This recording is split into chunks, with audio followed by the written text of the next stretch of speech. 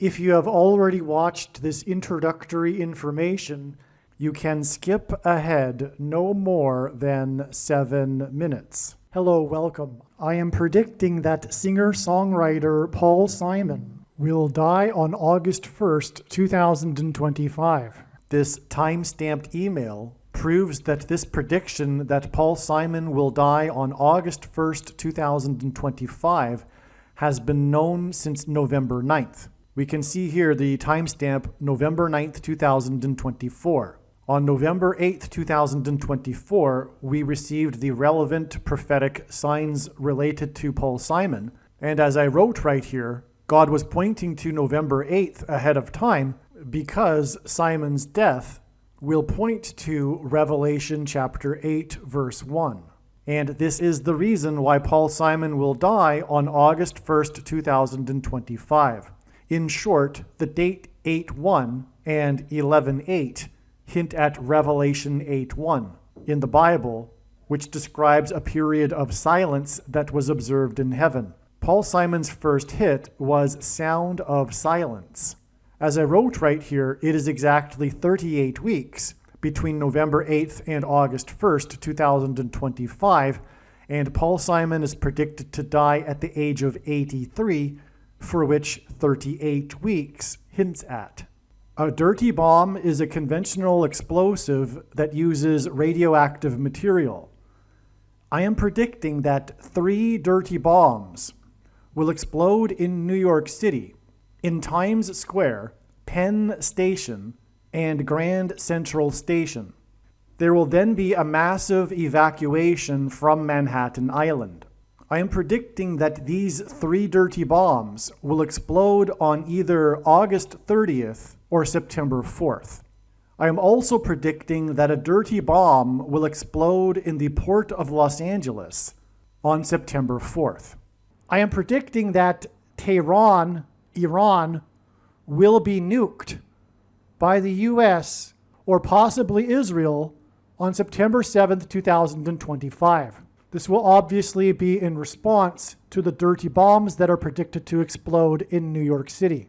I am predicting that Kamala Harris and Gavin Newsom will die in a plane crash in St. Louis as they are traveling from Washington, D.C. to Los Angeles in Busch Stadium in St. Louis on August 2nd, 2028. This will be during the predicted presidential campaign of Gavin Newsom. As a result of Gavin Newsom's death, Michelle Obama will become the Democrat Party's presidential nomination. Michelle Obama will, quote unquote, win the election over J.D. Vance on November 7th, 2028, and will become the president on January 20th, 2029. Donald Trump is predicted to run as J.D. Vance's vice president. This scheme to overcome the 22nd Amendment will backfire and inspire Michelle Obama and Barack Obama to run on the ticket with Barack Obama as Michelle Obama's vice president. She will then step down and Barack Obama will become the president again. It is predicted that there will be a massive Mary apparition on the beach in Rio, Brazil on April 24th, 2029. It is now recognized that there will be 2 massive Mary apparitions on the beach in Rio. The first of the 2 is predicted to be on March 22nd, 2029. These predicted Mary apparitions will not be secretive. They will be mainstream, worldwide news. Like all Mary apparitions in history, including at Lourdes, Guadalupe, and Fatima, this Mary apparition will be a demon pretending to be Mary.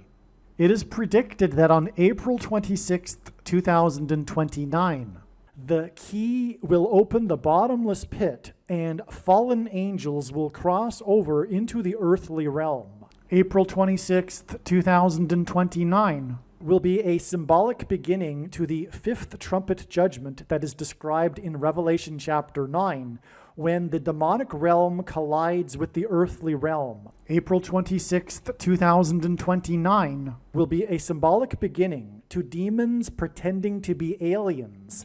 The demons pretending to be aliens will claim to be here to help us with our nuclear weapons. It is predicted that Pope Francis will be resurrected from the grave on April 26th, 2029. And it is possible that on this day, Pope Francis will announce that aliens have arrived and have made him the ambassador for the world. This will immediately give Pope Francis, the Antichrist, supreme power over governments of the world. April 26th, 2029 will be a symbolic beginning to a zombie pandemic and the masses becoming demonically possessed that will be facilitated through the thing, which is the mark of the Antichrist and 5G frequencies. April 26th, 2029 will be a symbolic beginning to the coming genocide politicide in America. The resurrection rapture event will occur on Pentecost on May 27th, 2029.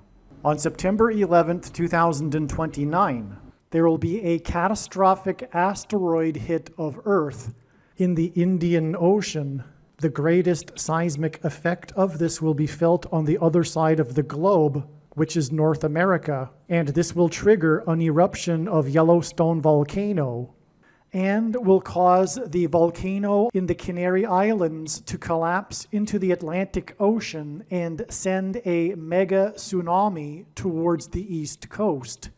It will also trigger the collapse of the Hoover Dam, which will cause a water panic in California, and many other devastating earthquakes. The day of the Lord, the second coming of Lord Jesus Christ, Judgment Day, will be at the end of 2031. The date that this video is posted proves that these predictions are being made ahead of time, as do these time-stamped emails and forensic notes PDF documents. If you are skeptical for some reason, please email me and I will forward these to you. Hello, welcome. This video is predicting that singer-songwriter Paul Simon, the famous singer from the 1960s, 70s, and 80s, and still is performing and making music today. The famous Paul Simon is predicted to die on August 1st, 2025. And this video will explain some truly profound reasons for how this is known, prophetic signs and connections that God has demonstrated recently that confirm that the date that Paul Simon will die on August 1st. These are recent signs. However, it has been known that Paul Simon would die on August 1st since November 9th, 2024. That said, this email here documents this prediction is being made ahead of time. The timestamp, as you can see, says 2 hours ago. That's because I just wrote the reasons the prophetics wrote about the prophetic signs that just occurred 2 hours ago. But we can see here the date is July 27th that I wrote this email. If you are skeptical for some reason, email me and I'll forward this to you. But also the date that this video was posted on the social media platform that you are watching it on also proves that this prediction is being made ahead of time. All right, now to the skeptic that will still doubt this, even though I have documented that this prediction has been known since November 9th. But regardless, even if I just learned about this prediction today, the skeptic will say, well, you know, you're going to make a video or two with reasons for every day of the year until finally he dies and you get lucky and whatever. Well, only a crazy person would do that. And the person who thinks that someone like myself would do that is the crazy person, right? That's completely irrational. But human beings aren't rational by nature. And the reason for that is because they hold on to their worldview belief system as much as possible and resist anything that contradicts their worldview. In psychology, it's called belief perseverance. When someone encounters information that contradicts their worldview, they block it out, or they come up with some irrational reason for how the information isn't true. Why do they do that? Because changing one's worldview is very uncomfortable. It's existentially threatening, in fact. So it's like a psychological thing. It's hardwired into people's brains. I don't know why God did this. Well, I have theories. It's part of how it is through in other words, the reason why the human species is made this way is partly because it requires a person's heart to change and come to the truth, which is that there is a righteous God that one is accountable to, requires a change of heart. And that, the truth that there is a righteous God that one is accountable to for their sin, is exactly why most people have chosen the worldview that is irrational, because they do not want there to be a righteous God that they are accountable to. If anything, they find it icky. Like, ew, the thought of them praying to a God in the morning and stuff like that, that's just not for them. They might not even be a terrible, completely unrighteous sinner. There are two types of people, two camps of people that are on their way to hell: the unrighteous and the self-righteous. All right, so I went on for another 10 minutes or so, but the electricity in the room here caused my electronics to fry out the recording device. And so I said a lot of profound things, and I don't know if, I was just going with the flow. And so I can't really go with the flow again here and repeat what I just said. But I'll just say a couple of things here. I want to address two types of people, because the modern person in the West today, most of them fall into two camps, or two types, two worldviews, I should say. One is the agnostic atheist worldview, okay?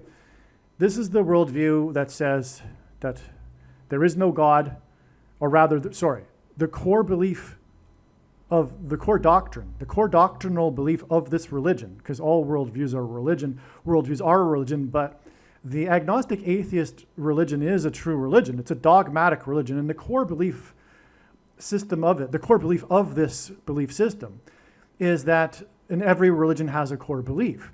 The core belief of the agnostic atheist religion is that there is no evidence for God. And even though there is an overwhelming amount of evidence, that's the core belief. And they're dogmatic about it, which is why they cannot accept any evidence for God, because of their belief perseverance. This psychological phenomenon, I forget if I mentioned that already, that says that a person will block out information that contradicts their worldview in order to protect it, because it's very uncomfortable to have to change one's worldview. And so the human species has developed this belief perseverance, but it's all designed by God, because ultimately the reason why God has designed humans to be like this is because it is a matter of the heart, and one needs to change their heart in order to choose God and come to the truth, which is that the true God is the righteous Christian God of the Bible, to whom one is accountable to for their sin. That's different than every other God, right? Including, that I don't want to get into too much here, but including the God of Islam. Okay, but it's different. Now, but that's different also than the other dominant religion, which is even more dominant in the West today than the agnostic atheist religion. Let me get to that in a second. But the agnostic atheist religion, I'll just give you an example. Their religion requires far more faith. And what I mean by faith is not what the Bible says is being faith, but how the average non-Christian understands the word faith to mean in terms of religion. They think it means blind faith. So using that definition of faith, their religion requires far more blind faith than Christianity does. I mean, I personally didn't come to the truth about Christ through anything but hard evidence. But one needs to even come to the conclusion that there's a God before even that happens. And the evidence for that is overwhelming, including scientific evidence. And let me just give you one example to prove to you or show to you how irrational and how much faith it requires to be an agnostic atheist. We have known for decades that DNA is a code. It's a language, right? Code is a language, right? Bill Gates, for example, someone who knows a thing or two about computer code, said that DNA is a computer code, but it is far more complex than any computer code humans have ever developed. Okay, that's the words of Bill Gates. And as far as, and code, because it is a language, requires an intelligence. To say that a language could just evolve on its own without an intelligence is like saying that a newspaper came about through ink simply hitting a newspaper. But that would be impossible. It would require an intelligence to form the letters. Never could you ever get, through random chance in so-called evolution, code that is the DNA, okay?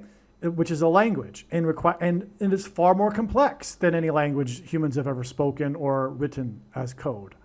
It's not binary. It's got 4 digits, okay? The DNA code. Now, this brings up the big question.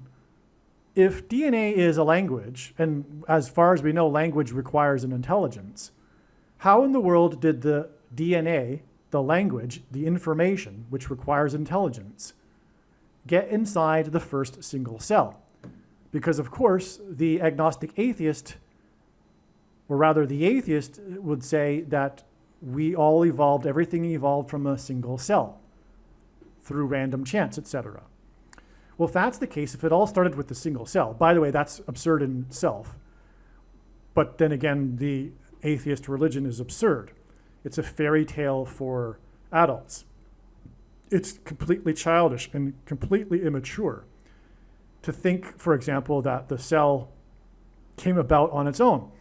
I mean, the more we understand and learn about the cell, the more mysterious it gets, not the more we understand it. The more we can see, for example, into the cell with higher penetrating microscopes and things like this. But even the concept of mitosis, I mean, how in the world would that have evolved? That's absurd. Okay, but that aside, how did the single cell, the first one, get the DNA inside it if it requires intelligence? Okay, so the official atheist answer to this question is we have no idea. And when they say we, they arrogantly refer to themselves and all other rational thinking people, including scientists, who are the priests of their religion. They would say, well, we have no idea how the information, the DNA, get inside the first single cell, but the scientists will figure it out in the far future, or sometime in the future. Which is absurd, first of all. I mean, to think that there's even a possibility that information could evolve without an intelligence. That's absurd. But this is also an example of how that requires faith, and blind faith. The thing that they criticize Christians like myself for having, which I don't have. I do not have a blind faith. I know that there is a God like I know the sky is blue because it's just reality and there's all kinds of evidence. I can see blue, I can see the evidence for other things that point to God. I mean, you don't look at a painting and not conclude that a painter painted the painting. That's so anyway, this is one example, and their religion is the irrational one. They are, and the irony is that they think that the people that believe in God are the irrational ones. Now, there are people that do believe in God that don't know any sort of apologetics or reasons for how they know, and they came to faith through some emotional experience or something, and okay, fair enough. And maybe they do have blind faith, but it does not require blind faith to be a Christian. It requires blind faith to be an atheist. And what the example that I just gave you is one of countless examples. Okay? Now, how come most people don't know this type of evidence, this scientific evidence for God? Well, that's another good question. That's because most people today in the West are stuck in 19th century science and scientific thinking or mentality. I mean, in the 19th century, we figured out that we didn't need the flood to explain the geology of rocks, right? And so they concluded back then, well, therefore we should probably be able to figure out an explanation for everything and not require the explanation of a God or an intelligent designer. That's like 19th century, right? When the West started falling away from believing in God. But the 19th century science, and I'm talking about last century, has overwhelmingly provided so much evidence for an intelligent designer. I mean, what I'm talking about for the DNA, that's from the 20th century also.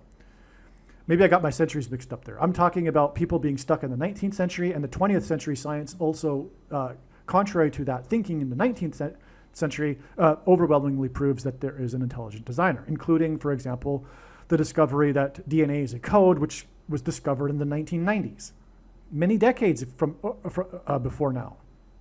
But how come people still don't know this sort of stuff?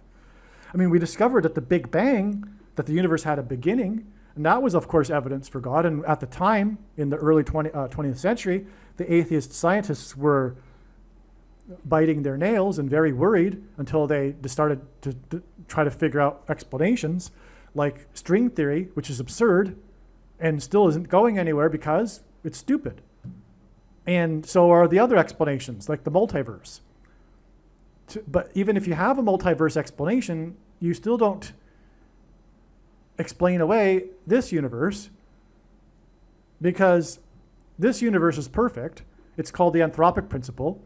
And for example, the force of gravity is so finely tuned, like a radio dial. If you had a ruler from one end of the universe to the other, 13 billion light years across, and you adjusted the setting for gravity 1 inch compared to 13 light years of space, 1 inch, multicellular life would not be able to exist.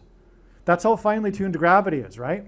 Well, that doesn't only apply to gravity. It applies to all of the known constants. They're all that finely tuned. And this isn't controversial. Every cosmologist and scientist know this. It's called the anthropic principle. The question is, for the atheist, well, how do you explain that? Well, they try to explain it away with the multiverse.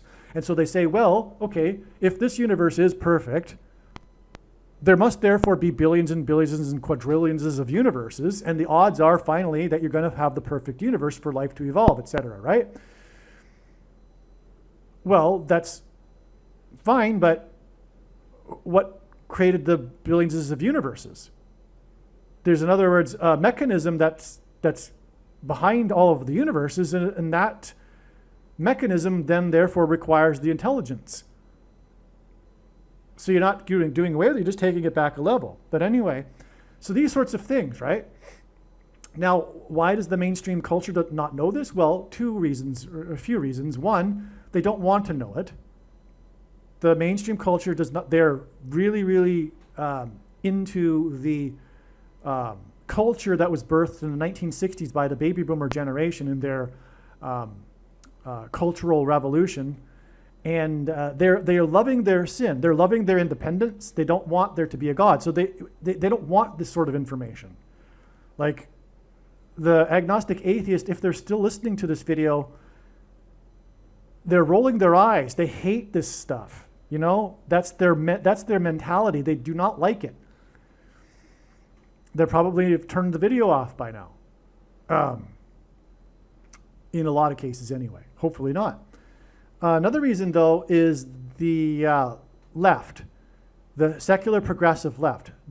Because of the doing away with God, people need something to give them meaning in life. And in other words, they need a religion, and everyone has a religion. And the religion that's replaced Christianity for many people in the West is progressive politics, where the state and politics have replaced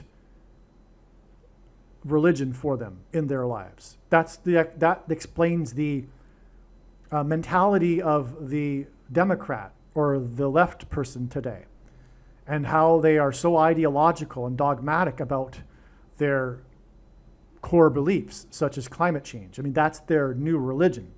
People start worshiping the environment like the polytheists of old when they stop worshiping a god, for example, right?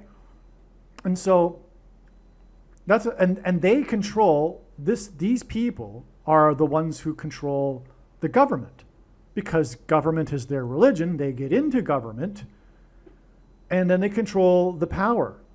And they have now made it illegal, a crime, to teach such a thing. You cannot teach in a school how DNA is a computer program that requires intelligence, and therefore the question is, how did it get inside the first single cell? You cannot teach that in a school. It's a crime, because this progressive politics is authoritarian. It's Gestapo. It's Nazis. They don't know it, and the irony is that they keep crying that the right of center average person that doesn't think like them to be the modern day authoritarians. It's all propaganda. They're all believing lies from Satan. They're believing their own propaganda.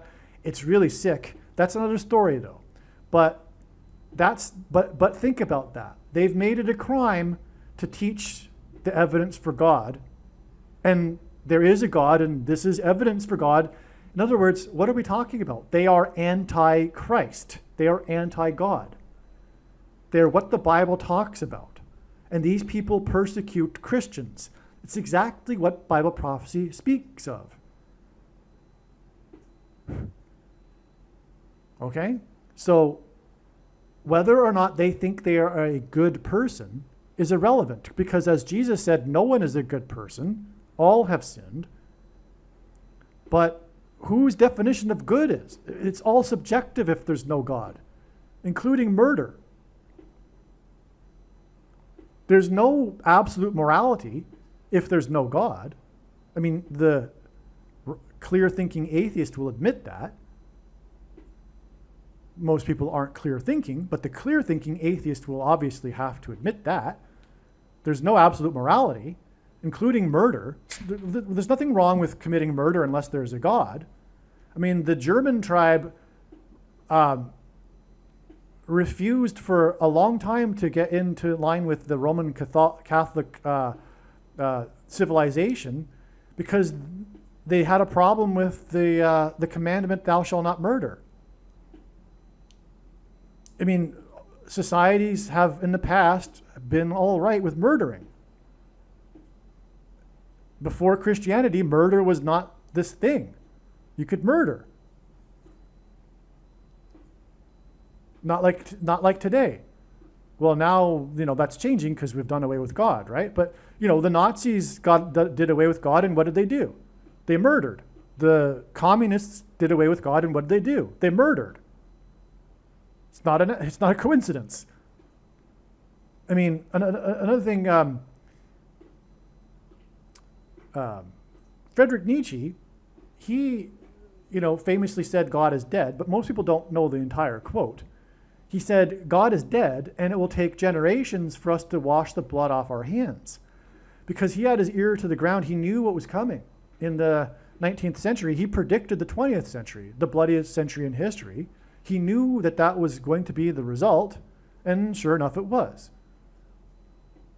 Okay, so anyway, and the only reason why complete evil didn't engulf the world in the early part of the 20th century is because America was still Christian, and America saved the world. The Anglo-speaking nations were the true Christian nations, because Catholicism isn't Christianity. Not saying that Catholics can't be a Christian, but if they're going to be saved, it's in spite of their Catholicism and not because of it. That's another story, though. And anyway, America, God's Gentile nation, God designed it to be happen this way, ended up saving the world. But had it not been for America, we would be in such an evil place right now, because with time, things become more and more evil. So it would be even far more evil than even the Nazis were at this point in history, had it not been for America and Christianity. Okay? How foolish the modern Westerner is to not even recognize such a simple thing like I just said. I mean, they're living in the post-World War II era, and they don't even realize why it is that they are not living in complete evil right now. And it's because of Christianity. I mean, and America. The thing that, by the way, they hate. They hate America because it's spiritual. What they really hate is the red states America. And why do they hate the red states? Because they hate Christians. And why do they hate Christians? Because unconsciously, subconsciously, it's all spiritual. They hate God. And yet, okay, they might be a quote-unquote good person. Maybe they're not unrighteous, but they fall into the self-righteous camp. But the truth is, if they're a Democrat, and if they've ever voted Democrat, they are evil, and they voted for evil things. That's the truth, right? So they don't know that they're evil when they are evil. Progressive politics is evil. Now, that's enough of this introduction, I think. Oh, I need to address the other elephant in the room, which is that the vast majority of people actually today are not actually, in the West, are not agnostic atheists. I think polls show that about 13% of people are atheists. The other people that aren't Christian in the West today have adopted the Eastern religion, and they will say, if you ask them if they believe in God, they'll say yes, but he's not like the Bible, Christian God of the Bible. He's more like an impersonal energy, a supposed collective consciousness. He is the universe itself, even though the Big Bang disproves that. You know, I mean, speaking of science disproving other world religions, the Eastern religion was disproven with the discovery of the Big Bang, that the universe had a beginning. Okay, and so these people, though, will claim that the reason why I was able to know about this prediction for Paul Simon's death on August 1st is because supposedly somehow I tapped into the so-called collective consciousness or something to that effect. And I want to say to that person, wake up. Okay? What I am saying here is that the reasons, and there are tons of reasons that I'm explaining in these videos, these reasons that I'm explaining for how I know August 1st for Paul Simon are from the Bible and from prophetic signs from the God of the Bible that relate to the Bible. Again, the reason why Paul Simon will die on 8/1 is because of Revelation 8:1 and the description of the sound of silence in heaven. I did not tap into the collective consciousness. Now, I say that with such force in my voice because these people are not clear thinkers in general, not even in general. The person that has adopted the New Age beliefs, etc., they don't think clearly. And so I need to be stern with them and speak sternly. Stop it. Your religion isn't true, and the New Age that's coming is a counterfeit from Satan, and there is a Satan. And this will be proven when the prediction comes to pass, because it'll prove the worldview of the Bible. And Satan's job is to fool you, and you have been fooled. And why have you been fooled?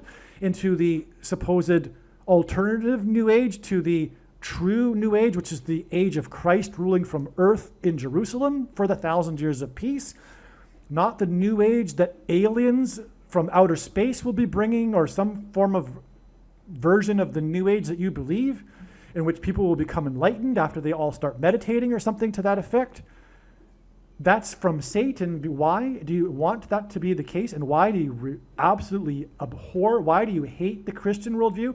Again, it all comes down to the fact that you do not want to be accountable to a righteous God for your sin, including New Agers. They don't like that idea. They'll want any kind of God other than that God. Why is it that Christianity is the Christian that everyone is feeling comfortable with persecuting and ridiculing? And no other religion gets that treatment. It's because it's the true religion. Jesus said, "Blessed is he who is not offended by me." And the truth is, nothing is more offensive than Christianity. And whether they're the New Ager or the irrational New Ager or the irrational agnostic atheist, the reason for their irrationality is the fact that they are offended by Christianity. Completely offended. They hate it. And that's spiritual darkness. When the time comes and they die, they will be going to the dark place, which is their home. They want to be there. Life is a choice. If God wanted to create a creature to have a loving relationship with, he wouldn't just, after creating the creature, stand in front of it and say, "Hey, welcome to life. I'm God. Love me." Because that wouldn't engender sincere, genuine love. It would be forced. It'd be like marrying a robot or a woman that was forced to marry you. No one wants to marry a woman or a man that they're forced to love them. That's the same with God. He's desiring a creature that loves him and has a relationship with, a true one. Okay, and so that's why God partially hides himself, to give the opportunity for the creature to make a choice in a long enough period, a lifetime, as to whether or not they would like to be with him for eternity or not. And the agnostic atheist that's perhaps open-minded to there being a God, that doesn't cut it. That doesn't qualify. They've chosen not to be interested. Finding out when you die is a choice to not be interested and to live this life instead of the life in the kingdom. The true quote-unquote Christian, the true Christian, and most quote-unquote Christians are not true Christians, have an understanding that their life does not belong to them and that they have been born again. Jesus said you need to be born again, it's required, and that implies a death. Jesus said to follow him, the question is, where did he go? Well, he went to the cross and sacrificed his life. Why did he do that? Because this life is nothing. There is absolutely zero meaning to anything unless there's an eternity. I find it quite amusing when I encounter someone like I have recently that says, "I've accomplished all that I wanted to in life, and now I'm satisfied. I'm ready to die." It's absurd. There is no accomplishments unless there's an eternity. You can't take anything with you. It'll be like you didn't exist. What's the point of your accomplishments? Now, the irrational person will then say, well, my offspring. Well, they're going to die and their offspring won't remember you either. And furthermore, it won't even take very long after you die for your offspring to stop remembering you. Oh, well, the thing I left for generations to come. Well, you see, actually, in 900 million years, which isn't long as cosmologically, the sun will be too hot for life to exist on Earth. Oh, well, we'll colonize the stars. Oh, well, you know what? The universe has a lifespan too. So it's all meaningless. Nothing at all, zero, has any meaning. It's all fake. You're creating meaning in order for you to be optimistic enough to get out of bed every day. But you've just faked it. Anything that you get out of bed each day for, unless it's God, well, arguably God has designed it that family also is important and gives us meaning. But that family doesn't have any meaning unless they also go to eternity with the person that's, aligned with God. And that's why, the Christian will be interested in making sure that their family also makes it to heaven. So, now, so have I addressed that enough? Have I explained the New Ager enough? Come on. Think. I know it's interesting that the worldview of the Eastern New Ager type doesn't think clearly, but no, this was not learned through some kind of paranormal tapping into the collective consciousness. I know far better than you how this prediction is known. Furthermore, I'm explaining it in the video here. And speaking of which, let's get into the subject of this video. Paul Simon is predicted to die on the date 8/1, and this will point to Revelation 8:1, because again, the sound of silence that's described in Revelation 8:1, and Paul Simon's first major hit that launched his career was Sound of Silence. The first day of the 8th month will point to the 8th chapter of Revelation. The 8th chapter of Revelation regards trumpet judgments. On July 26th, 2025, Trump is God's trumpet that he uses to trumpet and highlight his prophetic signs. In archaic English, the word trump means trumpet or the sounding of a trumpet. On July 26th, Trumpet was in the UK for the weekend for golf. That's the story, how he was golfing on the weekend at his golf course in the UK. This coincided with the opening weekend of Adam Sandler's new Happy Gilmore movie about golf. That's what the movie is about. He's made a part 2 to his classic Happy Gilmore movie, which was released during the same weekend that Trumpet was golfing. The word golf consists of 4 letters. In the movie, Gilmore's wife dies from an errant golf ball. Presumably, she is hit in the forehead, which would hint at the number 4. The word fore is shouted, as in F-O-R-E, when balls are hit errantly. Okay? On the same opening weekend was the release of the movie Fantastic Four, the new Fantastic Four comic book movie. 4 plus 4 equals 8. Okay, so you got some 4s there. Simon is associated with the number 4, furthermore, because as I've explained many times in other videos, the bridge over troubled water hints at the symbolism for a bridge, which is the same metaphor in God's signs as the metaphor of a door. And the door is the 4th letter of the Hebrew alphabet. The 4th letter is a symbol for a door. Okay, and so anyway, we have a 4 and a 4, and that equals 8, and Paul Simon's death will point to the 8th chapter of Revelation. Trumpet was in the news on July 26th while he was in the UK golfing for his social media posts criticizing the mainstream leftist media for being corrupt, because Trump is God's trumpet that he uses to trumpet his signs and truth. And he also used the words, quote, all hell would break out, unquote. The trumpets of judgment in the 8th and 9th chapters of Revelation are about hell breaking out. And speaking of the bridge and the number 4, is this door will be opened with the key and music speaking of Paul Simon, uses music keys. The key will open the door to the bottomless pit, from which the demons will cross over the bridge into the earthly realm. And so that's hell breaking out. Okay? And so trumpet said all hell would break out, in conjunction with this symbolism of Thor, which is at the door to the bottomless pit that the demons will break out of. You see what I'm saying here? All right, let's move on. Adam Sandler is known for being Jewish.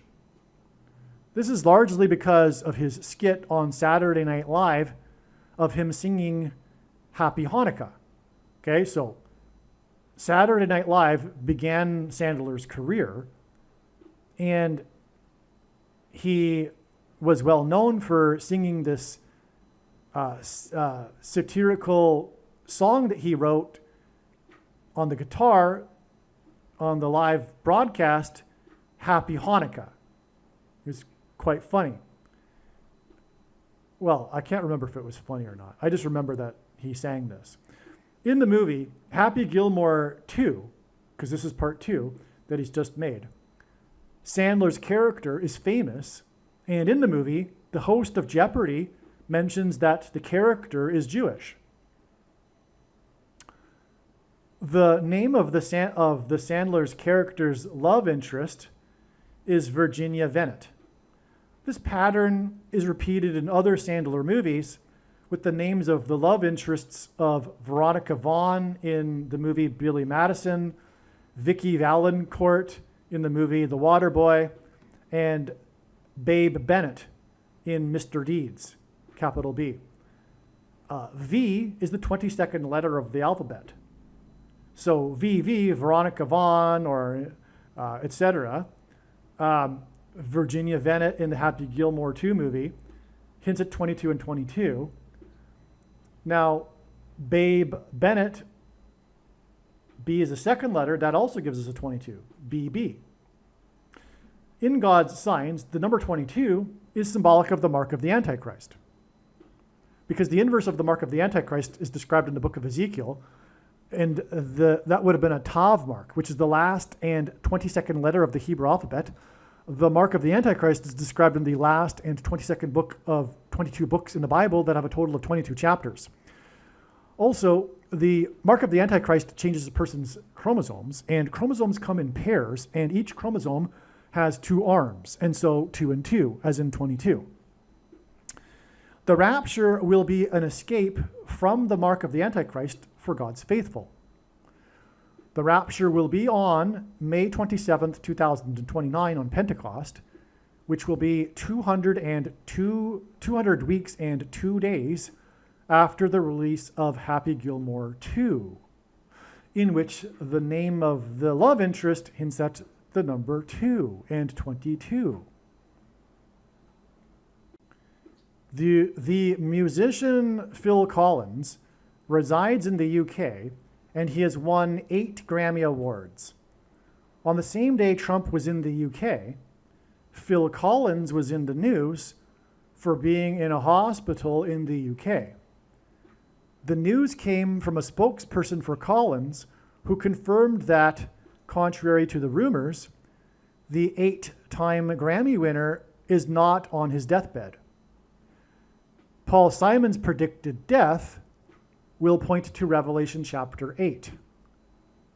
The news of Collins' deathbed rumor was on July 26th, 144 hours before Simon is predicted to die, which is incidentally 6 days. Okay? G726 in the Greek concordance is the word that means rapture, and in Bible prophecy, a symbolic 144,000 souls are raptured. So in other words, we have this 144 hours from the date that hints at the rapture, and the rapture is symbolized by 144. Collins was a founding, and do I get into it here? And this leads to Simon's predicted death. Simon's 7th solo album was Graceland, and Graceland hints at the rapture, and the 144,000 souls that are raptured is described in the 7th chapter of the Bible, of Revelation. Now, Phil Collins was a founding member of the band Genesis. Collins is 74 years old. Genesis 7:4 regards the 7-day warning God gave before the flood judgment. And again, Simon's death will point to Revelation 8:1, which precedes the 7 trumpets of judgment.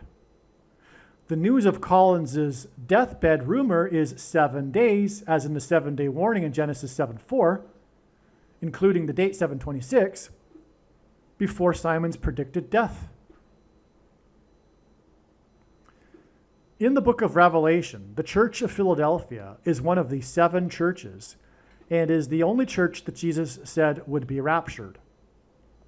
In 1985, Phil Collins performed at both of the Live Aid concerts in London and the Live Aid concert in Philadelphia. So Phil Collins has a profound connection to Philadelphia. In other words, through Live Aid, the big event in 1985. The Live Aid concerts were held to raise money for food relief for a famine in Ethiopia. The day after the statement regarding Collins's deathbed rumor, the organizer of the Live Aid concerts was in the news for accusing Israel of lying about what he claims is a famine in Gaza.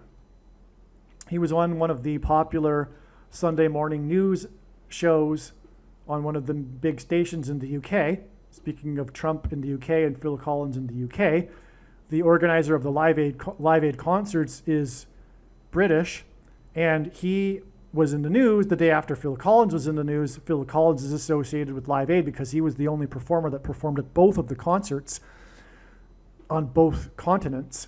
And interesting, speaking of 2 continents in Happy Gilmore too.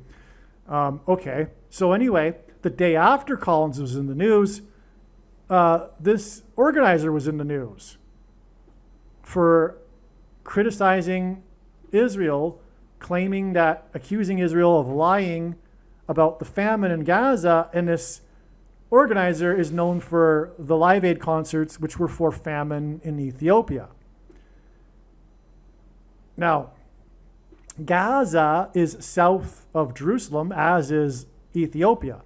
And that's relevant because in the New Testament, Philip, the apostle Philip, was on his way south, and he met the Ethiopian in Gaza who was on his way to Egypt. After Philip encountered the Ethiopian in Gaza, who was on his way to Ethiopia in the direction of south, which is also the direction of, the Ethiopian was on his way to Egypt, and which is in the same direction as Ethiopia, just south of Egypt.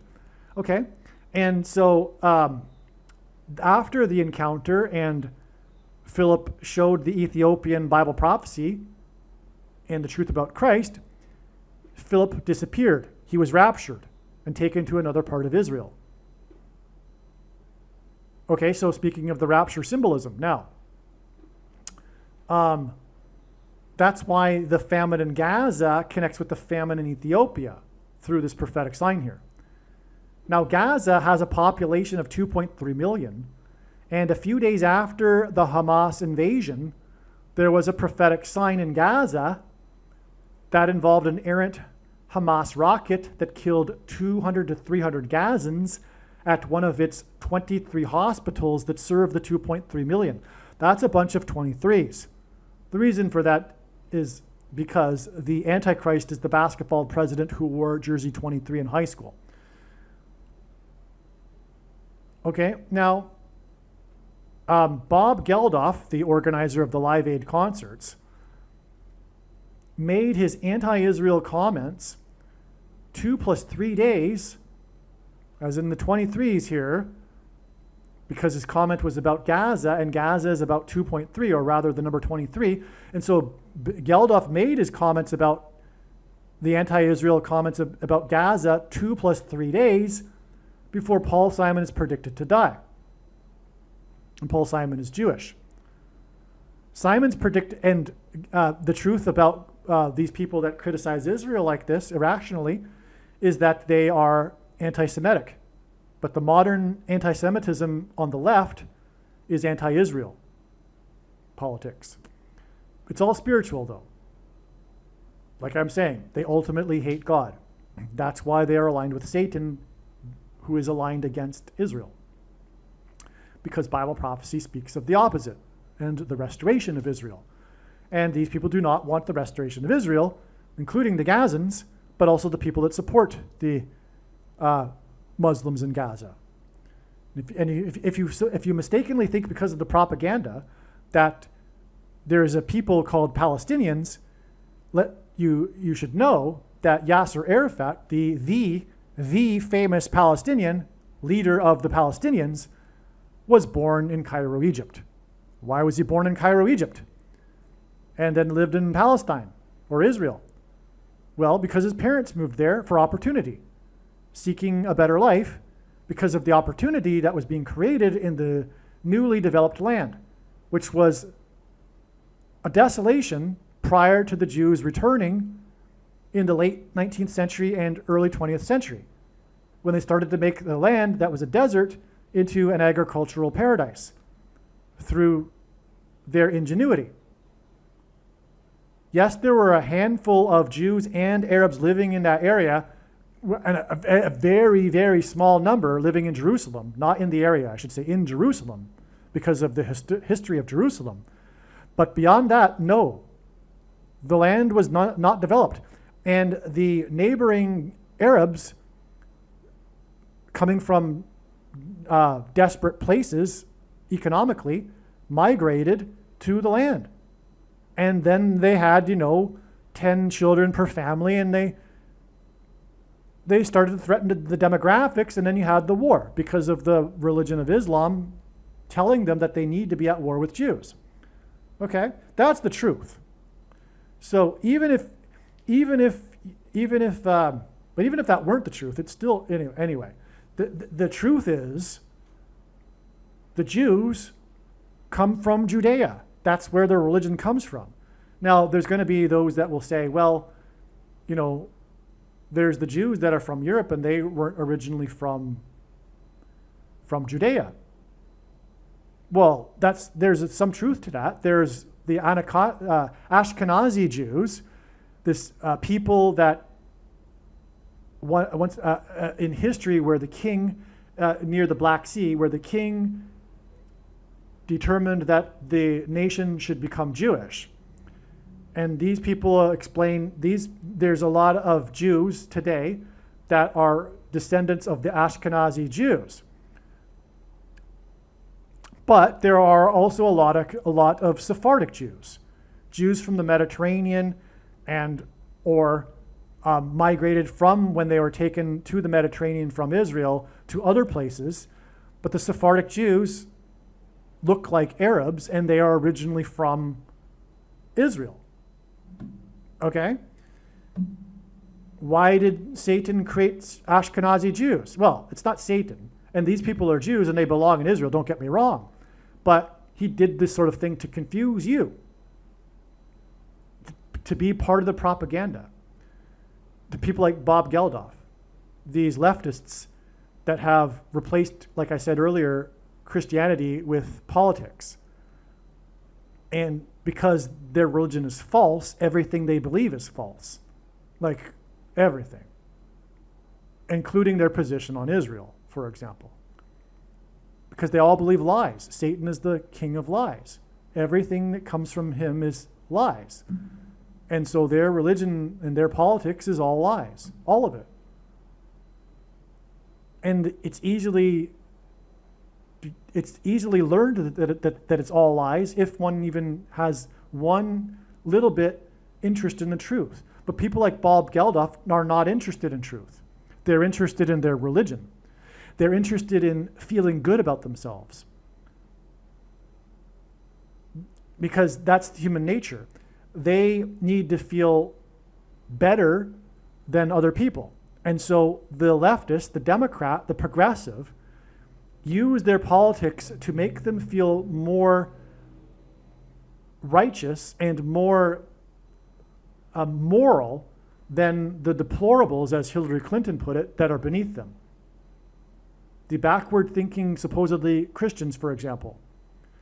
And so they use their politics as ideology to prop their sense of morality up above others. And that's why progressive politics constantly changes. Because once the majority of culture, for example, accepted gay marriage, they needed to then be another step ahead of everyone else. They needed to still be the moral leaders. And so that transitions into, no pun intended, transgenderism, the next step. But it gets even more irrational and more sinful. But that's where it all leads. And the castration of genitalia of young pre-adult people, for example. That's all part of the religion. Because the progressive needs to be constantly more progressive than the rest of the pack in order to elevate their sense of morality and superiority, their sense of moral superiority over others, to justify their religion and to justify the doing away with Christianity. Because they need to have their religion be morally superior to Christianity. And so it ever needs to, and part of the psychology is that they're better than everyone else. And when everyone else catches up to them, for example, on the issue of gay marriage, they need to go further, right? And anyway, that's the types like Bob Geldof. Their politics is furthermore all based in emotion. Emotions are their politics. If you ask them, well, how do you come to conclude your beliefs? Where do you get your values from? Well, I just feel that this is right, and I just feel this is wrong. It's all emotion.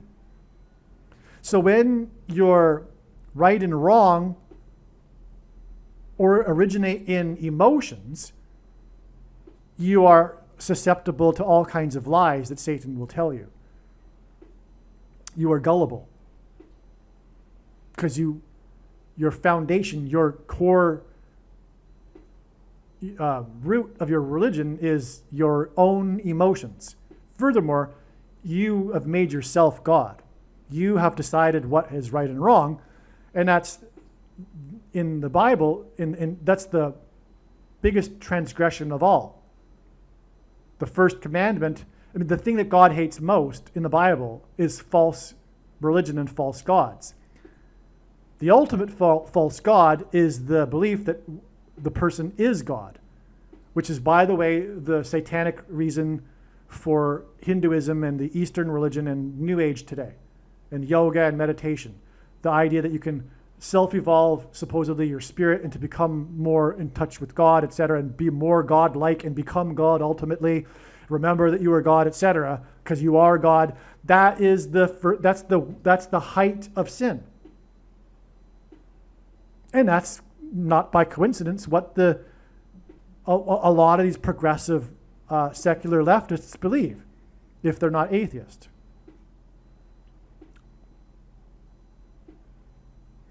And so that's why these people like Bob Geldof have been fooled. And they're on their way to hell, believing these lies, for example, the lies about Israel.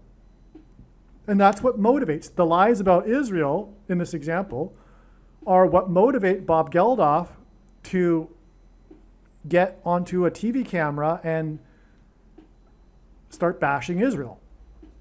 And even the thing that he's talking about, even that story itself, is propaganda. The whole thing about starvation going on in Gaza is also propaganda. Anyway, let's move on here. Because all leftist politics is propaganda. It's all a lie. Communists are the masters of lies and propaganda. Now, let's see. So Bob Geldof did a statement 2 + 3 days. Bob Geldof talked about Gaza, and Gaza is associated with the number 20, as I just explained. Okay, and so Paul Simon's predicted death on the first day of the 8th month will point to the trumpets of judgment in Revelation chapter 8, some of which will cause famines around the globe. So these things that will occur in the trumpet judgments in Revelation chapter 8, which is what Paul Simon's death will point to, will engender famines. Because what's going to happen is that an asteroid is going to hit Earth and trigger the eruption of Yellowstone volcano and possibly other volcanoes, which will spew ash into the atmosphere, which will cause crop failures, cool temperatures, and there will then be a food shortage, a rationing of food, and the rationed food will be used to enforce the mark of the Antichrist. Only the supposed good citizens who take the mark of the Antichrist will be able to buy and sell the rationed food. And so anyway, that's what's coming. That's what the 8th chapter is speaking of, and that's why the connection with this theme of famine from the Bob Geldof sign here, which is confirmed again through Phil Collins, because he is associated with Live Aid also.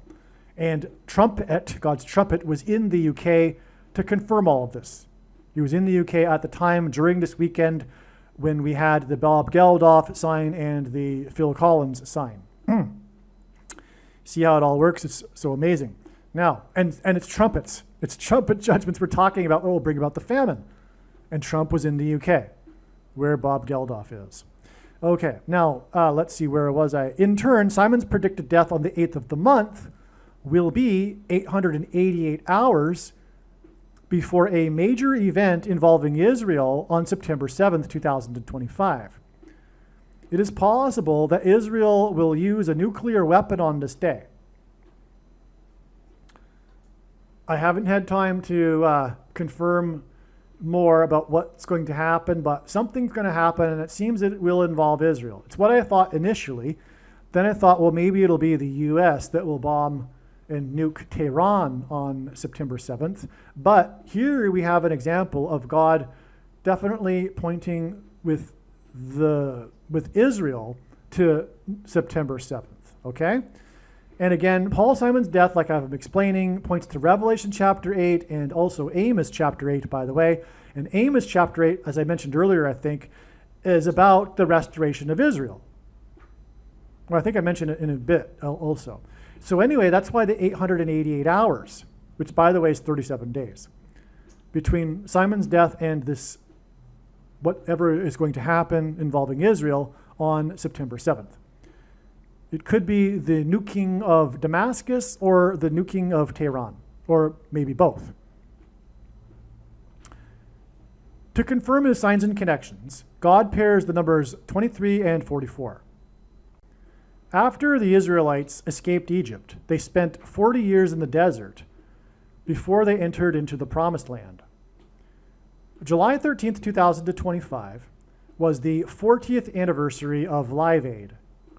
The 40th anniversary of Live Aid is the 4 plus 4th prime number, as in 8th prime number, of days, before it is predicted that Paul Simon will die, and his death will point to the 8th chapters of Revelation and Amos in the Bible. Okay, Simon is also connected to the symbolism. Okay, let me explain that a little more here. So the 40th anniversary of Live Aid is relevant because the Live Aid was for famine in Ethiopia, and Ethiopia is essentially Egypt in terms of a reference from ancient Israel. Like I said, in ancient Israel, Philip encountered the Ethiopian who was traveling to Egypt because he was a servant of the Queen of Egypt, just coming up to Jerusalem to worship. 40, though, because of this connection to Egypt, 40 years is how much time the Israelites spent in the desert after they escaped Egypt. So that's why 40 years here. But again, the Live Aid's connected to Egypt because of Ethiopia. Okay, so now this 40th anniversary of Live Aid on July 13th was the 4 plus 4th prime number of days, 19 days, before it is predicted that Paul Simon will die. And his death will point to the 8th chapters of Revelation and Amos, and This is the eighth prime number. The 4 plus fourth prime number is the eighth prime number. Simon is also connected to the symbolism in a door, and the symbol for a door is the fourth letter of the Jewish alphabet. Okay, so Simon's death is 4 plus fourth prime number of days after the 40th anniversary of Live Aid. Bob Geldof's statements about Israel and famine were made 2 plus 3 days before Simon's predicted death. So that's a pairing of 23 and 44. And this is how God's true big picture of signs, patterns, and connections works, which is only being explained on this channel. It works on the principle of second and third and multiple witnesses confirming a matter, as the Bible says is required.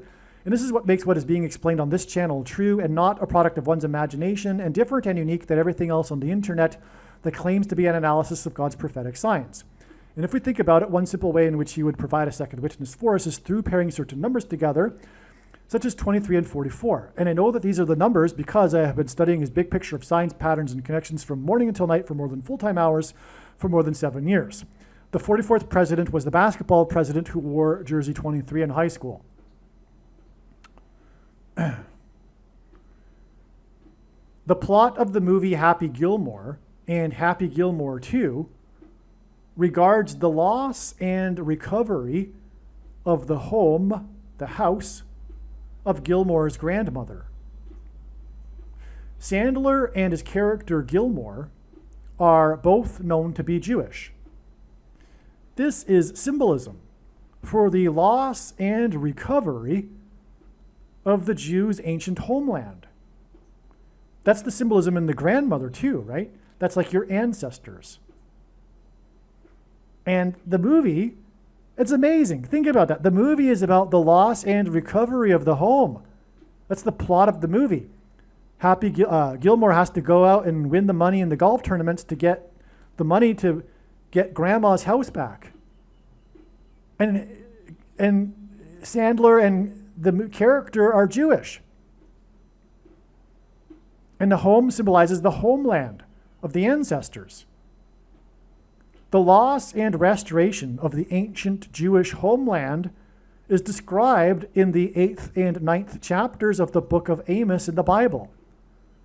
By the way, Paul Simon was first signed by Wally Amos, the founder of famous Amos Cookies, who died at the age of 88, as in book of Amos chapter 8. And he died on the 9th of Av, which is this ominous date in the Jewish calendar, if you know what I'm talking about. It's like the big day, which regards the restoration of Israel and regards the loss of Israel.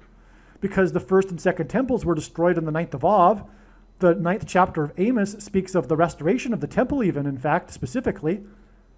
And that's why famous Amos died at the age of 88 on the 9th of Av. And on that day, 9 Jewish protesters were arrested on the freeway in California for protesting against the Israeli war in Gaza. Because Jews can also be secular progressive leftists and have the false religion. And that makes them sometimes anti-Israel. Or, if you will, see the truth about the issues of the day from the wrong light, from the lies, from the propaganda. Paul Simon is also known, and also the unrighteous, and importantly, their politics is unrighteous in every way. I mean, in all examples. It's always unrighteous. That's the way Satan works. Right? Bob Geldof is an unrighteous person for his claiming and accusing Israel of lying about the famine in Gaza and it being caused by the Israeli army. No way am I saying that Israel is always perfect, but Israel is a moral society. It's like a Western country. It has its values. It has more morality than Western countries today in general. But I should take that back. There's a lot of sin in the, there's a lot of decadence and a lot of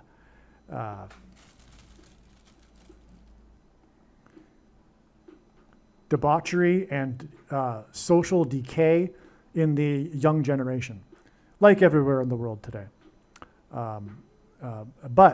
And furthermore, they know that they walk on eggshells because of the scrutiny the world media has on them. And so they do things that they need to do in the most humane way possible. But the truth is, those who have the blood on their hands for anything that happens in Gaza right now is Hamas, and those who support Hamas, which is the majority of Gazans.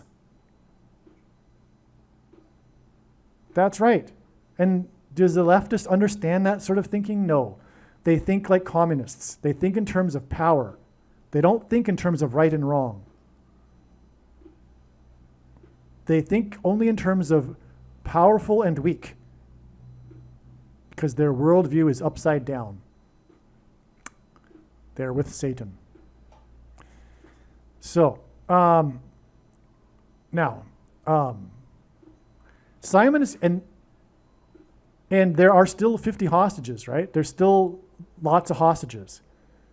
So, anyway, but anyway, the like I said, the famine thing is a propaganda story from the left media, which is truthfully working for Satan. They might not know it consciously, but Satan is working through them.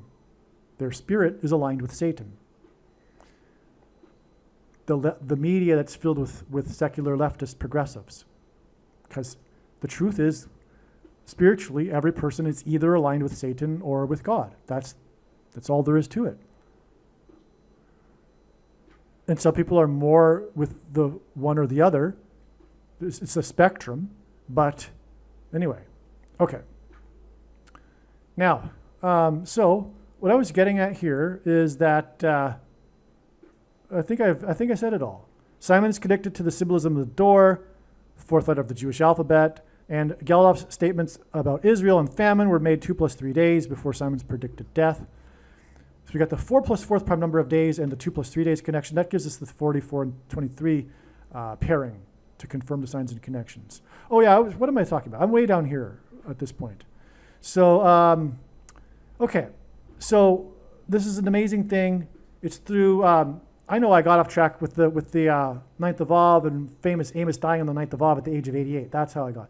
So why did God do that though? It's because Wally Amos, famous Amos Cookies, signed Paul Simon and Art Garfunkel, the first to do so, and he did it through luring them into his office with a gift of cookies. God is so creative. Now, so that ultimately pointed to the book of Amos, though, and also specifically the 8th and 9th chapters. And that's the chapters about the loss and restoration of Israel. And that's the theme of the symbolic theme of the movie Happy Gilmore, too. Because the movie is about Sandler's character who is Jewish and the recovery of the home, as in the ancient homeland of the grandmother. Okay. Paul Simon is also known to be Jewish and is also associated with Saturday Night Live. His death will point to the 8th chapters of Revelation and Amos, and his death will be 888 hours before the predicted major event involving Israel on September 7th. This is also 37 days, and Amos 3:7 tells us that God does nothing without first revealing it to his servants. So God is also pointing to Amos 3:7, and this is one example. Simon's predicted death will be 37 days, the equivalent of 888 hours from the death that will point to the 8th chapters of Revelation and Amos. But in the book of Amos is also Amos 3:7, and it tells us that God does nothing without first revealing it to his servants. And this contradicts the false heretical doctrine of imminence, which I explain in other videos. If you are a Christian, the most important video for you on this channel arguably is the 23 church signs video. And I've explained it enough. I don't want to get into another tangent here. This video has gone on long enough. The doctrine of imminence is false. Matthew 24:36 is misinterpreted and mistranslated. It contradicts the other verses in the Bible. Enough, okay? And I'm proving it. I'm proving it. When the prediction comes to pass, it'll prove that the doctrine of imminence is false. That's the purpose of the prediction, okay? That's all I need to say. You can do away with the doctrine of imminence. It contradicts the Bible, okay? Jesus commanded us to watch. If we're not watching the Lord's timing, then what are we watching for? He said in Revelation 3:3, therefore watch. If you will not watch, I will come at an hour you do not expect. Therefore, if you are watching, you will know the hour is coming. Just one verse that contradicts the Matthew 24:36 verse. No one knows the day, the most quoted verse in the Bible. Why? Because it is an excuse for these quote-unquote Christians to use to not watch and to not study prophecy, etc. The testimony of Jesus is the spirit of prophecy. Revelation 19:10. Okay? Okay, so start studying prophecy if you want to testify. And also watch, because Jesus commanded you to. It's not an option. This is the watching channel. This is the only channel where God's true big picture of signs, patterns, and connections is being explained. And the purpose of the prediction, which I know far better than you, the reason and purpose for the prediction, is to prove the controversial things that I am saying. Make no mistake.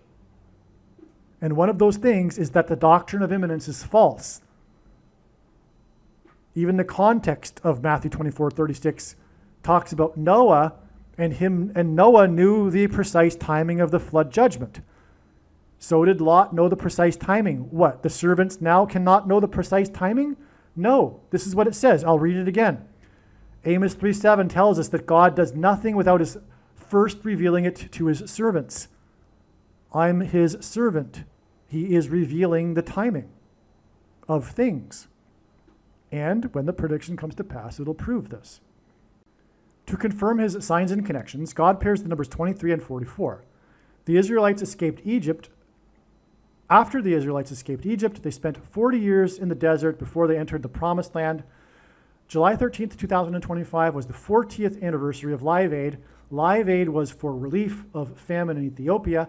Ethiopia is south of Egypt, and in the Bible, the Ethiopians served the Queen of Egypt. The 40th anniversary of Live Aid for Ethiopia is the 4 plus 4th prime number of days, 8th prime number of days. Before it is predicted that Paul Simon will die, and his death will point to the 8th chapters of Revelation and Amos. Simon is also connected to the symbolism in a door, and the symbolism for a door is the 4th letter of the Jewish alphabet. Geldof's statements regarding the Jewish state of Israel and famine were made 2 plus 3 days before Simon's predicted death. Paul Simon is also connected to Africa through his most popular solo album, Graceland, which was partly inspired by South African music, and Simon was criticized and recorded in South Africa, and was criticized by United Artists Against Apartheid for recording some of the music for the album in South Africa. So you see this parallel here too. It's profound. We have this, like, if you will, music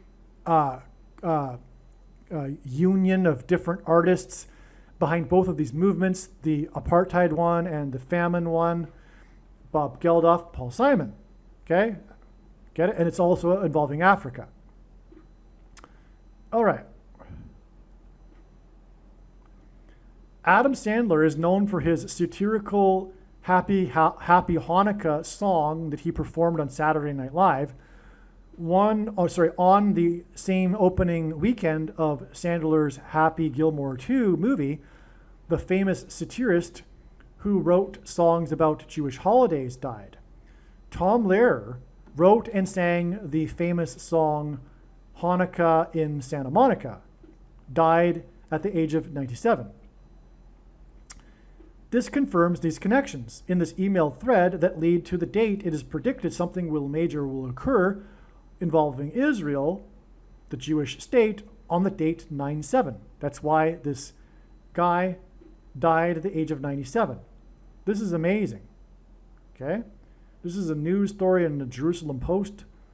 Okay, at this time, he died during this same opening weekend of the Happy Gilmore, And again, the Happy Gilmore theme is symbolic of the loss and restoration of Israel. And whatever is going to happen on September 7th, 9/7, will be a part of this restoration of Israel. And this guy who, like Adam Sandler, who sang satirical songs about the Jewish holidays, died during the time of Adam Sandler's prophetic movie at the age of 97. This is amazing. Happy Gilmore hints at Sandler's song Happy Hanukkah. Well, that's interesting too, right? Happy Gilmore hints at Sandler's song Happy Hanukkah, which ties to Tom Lehrer's death at 97 through Hanukkah in Santa Monica. By the way, Sandler, I assume, made his movie in Hollywood. Or maybe he did. No, maybe he didn't. Anyway, it's a Hollywood movie. And the reason for saying that is because Santa Monica is near Hollywood.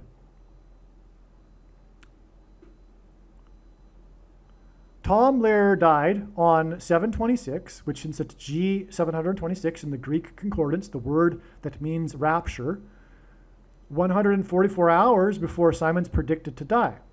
Simon is Jewish.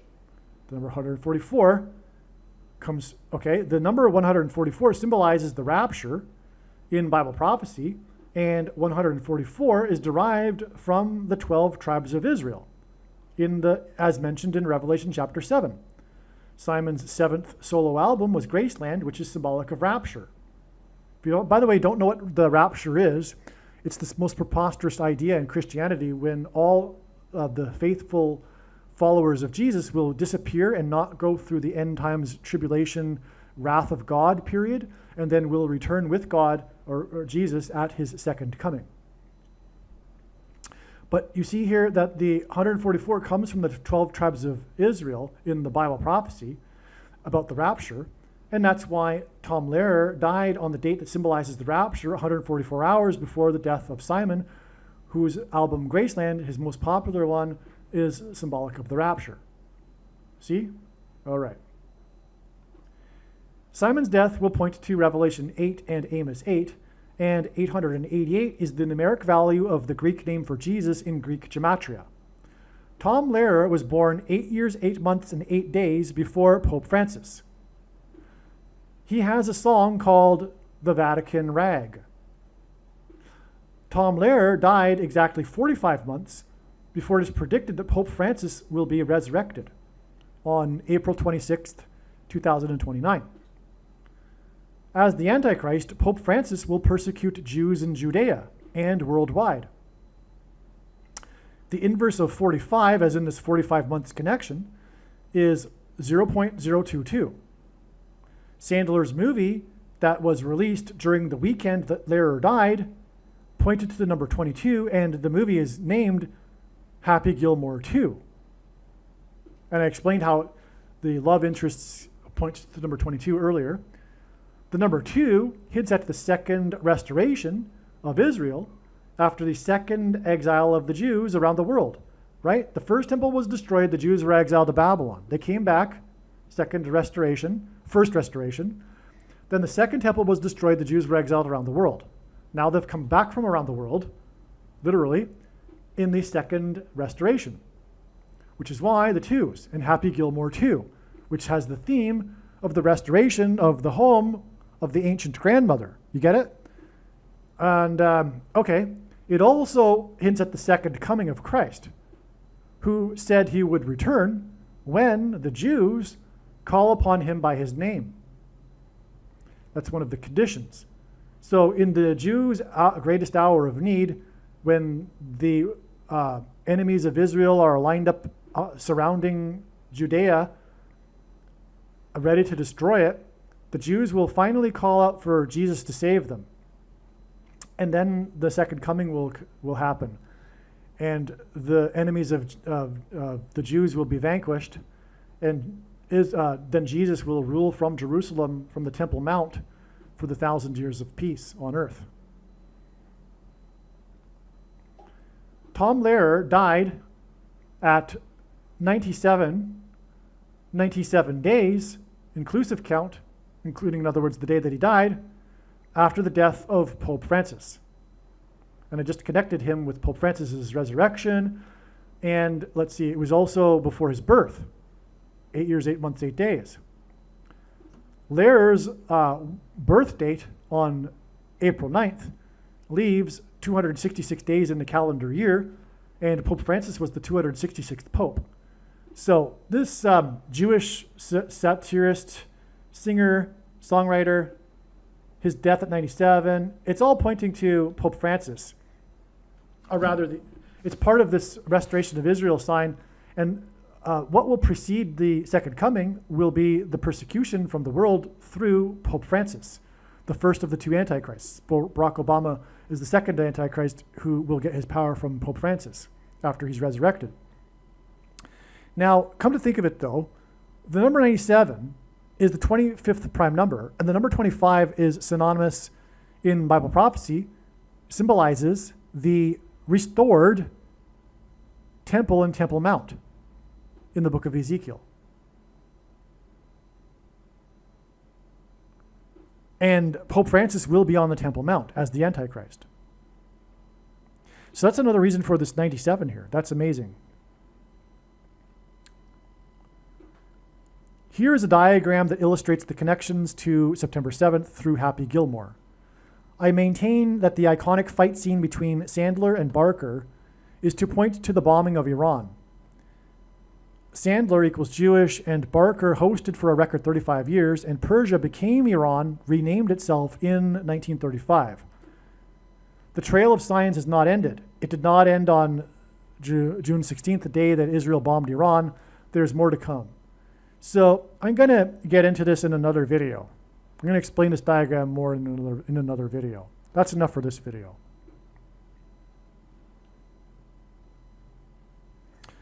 But here we can see, by the way, these fours here in the Fantastic Four and the getting hit in the forehead with the golf ball, and golf being 4 letters and yelling 4 when there's an errant golf ball.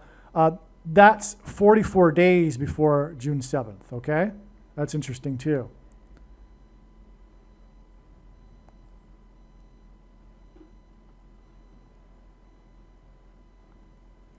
Adam Sandler was born exactly 266 weeks after Barack Obama.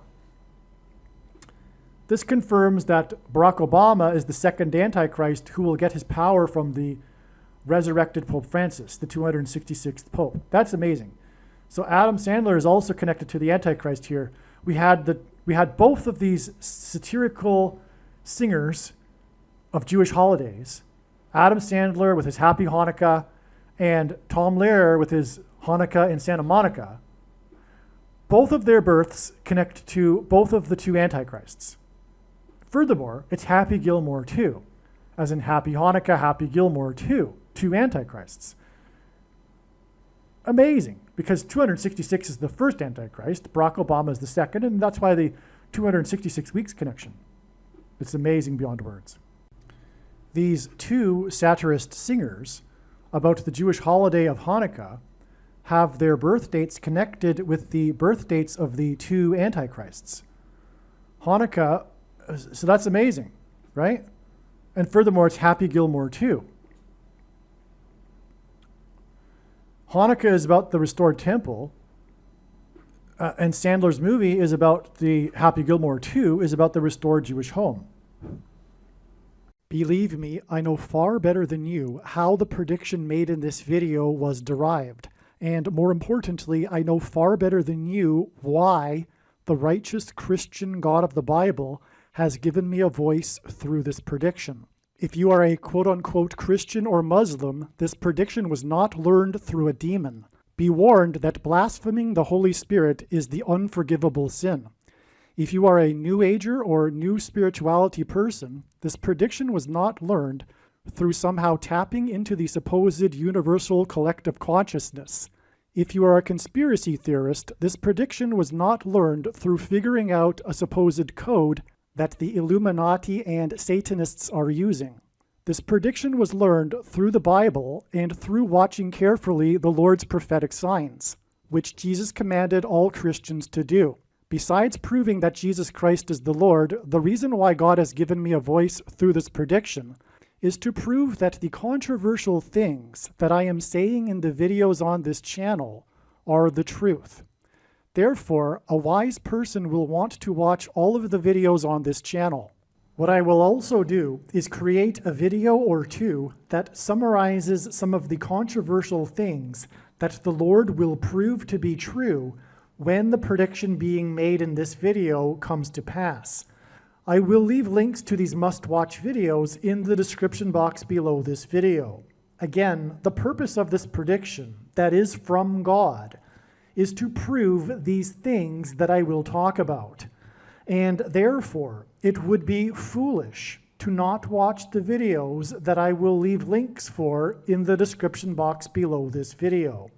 Aliens and UFOs are demons masquerading as aliens and UFOs. Most people's spiritual experiences are demonic deception, especially if they are not a true follower of Christ. In the last days, many people who claim to be a follower of Christ will have spiritual experiences that are in reality demonic. God became a man and died a horrible death at the hand of the ruler of this world, Satan, and then defeated death for you, so that you too can overcome death, which is the price that must be paid for sin. It is time to repent, which means to change one's ways and turn to God and become a disciple of Jesus. Do not listen to or follow the example of most quote-unquote Christians. Instead, follow the teachings of Jesus, which most quote-unquote Christians ignore. Like Jesus, you must surrender your life. Put nothing ahead of Jesus, your Lord. Like Jesus, you must lay down your life so that you may live. As Jesus said, one must die first, like a kernel of wheat going into the ground, in order to then grow and produce fruit. And like Jesus said, one must produce fruit, or else like a branch or a tree not producing fruit, they will be thrown into the fire. Jesus was speaking to quote-unquote Christians when he said this. One must die the self in order to be born again. And like Jesus said, one must be born again to enter the kingdom. Like Jesus, you must sacrifice your life for the sake of the coming kingdom. It means to do work that involves some form of sacrifice and risk. To have faith does not mean to intellectually agree. You need to demonstrate your faith through taking action. To have faith means to trust in God's promises. Taking action demonstrates trust and fear of the Lord. The primary reason that the wrath of God is coming upon America is quote-unquote Christians that do not get what I have just explained. The only reason a Christian is alive is in order to help other people become Christians and make it to the kingdom. Do not be deceived by those on the political left claiming to be quote-unquote Christians. There is no such thing as a Christian on today's political progressive left. Jesus said, "Do not think I have come to abolish or change any bit of the law or the prophets of the Old Testament Bible." In other words, the God of the Old Testament Bible is the exact same God of the New Testament Bible. It is essential that you learn about the God of the Bible and his ways. The God of the Old Testament Bible is looking to see who will fear him, and to fear God is not the same thing as quote-unquote revering or honoring God. Through Christ's ransom payment, a Christian is someone who has been redeemed and freed from slavery to sin and Satan. In response, a true Christian recognizes that their life in this world does not belong to them, and they become a willing slave to Jesus for the sake of the kingdom. Please leave a like and upvote the video, and once this prediction has come to pass, share this video with everyone you know, and more, don't stop sharing it everywhere in social media. And don't only put the link to this video or another video on this channel in comments sections of places you typically visit, but importantly, put the link to the video in places you never visit, where people who don't think like you visit. If you are a quote-unquote Christian, nothing in terms of an evangelism tool compares to this video with its prediction. It is a massive bag of gold. Beware of Jesus' warning through the quote-unquote Christian that did nothing with his bag of gold and was banished to hell. Also, read Ezekiel chapter 3 and 33 for this same warning. If you think you might be spending too much time watching videos instead of working and sacrificing for the kingdom through handing out flyers and potentially helping hundreds of people in the same length of time as a video, my flyer is filled with amazing information that people need to know right now, and it points people to the video channel. Now is not the time to be handing out typical evangelical tracts that are largely based in error anyway, such as, quote, Jesus loves you, unquote, for example. You can hand out the flyer on busy street corners, put them on car windshields in busy parking lots, and put them in mailboxes. Just send the file to your local print shop. You can download the file from the website. Please leave a like and upvote the video, and once this prediction has come to pass, share this video with everyone you know, and more, don't stop sharing it everywhere in social media. It is essential that everyone immediately read the homepage of my website, asteroidprediction.com. If you are watching this on the YouTube platform, please note that not all of the videos are on YouTube. You need to switch to the Odyssey.com or Rumble.com channel, and do it now in case you aren't able to later.